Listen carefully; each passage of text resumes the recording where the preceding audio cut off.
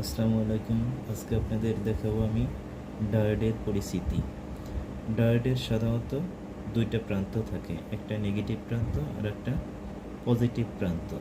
এখন নেগেটিভ প্রান্ত কোনটা আর পজিটিভ প্রান্ত কোনটা, অর্থাৎ কোন দিক থেকে কোন দিকে কারেন্ট যায়, এটা আমাদেরকে আগে জানতে হবে। প্রত্যেকটা ডায়োডের এক প্রান্তে একটা দাগ থাকে, যেমন এখানে একটা সাদা দাগ দেখতেছেন।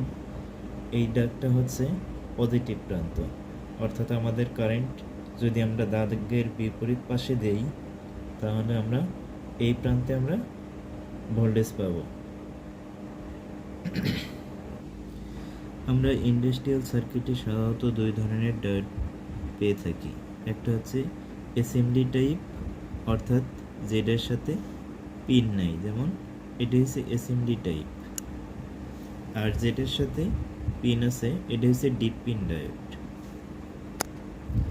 এখন প্রত্যেকটা ডায়োডকেই আমরা ব্যবহার করার আগে ডায়োডের গায়ে যে লেখাটা থাকে, যেমন এটাই লেখা আছে HER 308, অর্থাৎ HER 308। এই মানটা বললে ডায়োড আমার। আর এসএমডির গায়ে লেখা আছে ES1M, অর্থাৎ এই মানগুলো যখন আমি মার্কেটে গিয়ে বলবো তখন আমাকে এই মানের ডায়োড অবশ্যই তারা দিতে সক্ষম হবে।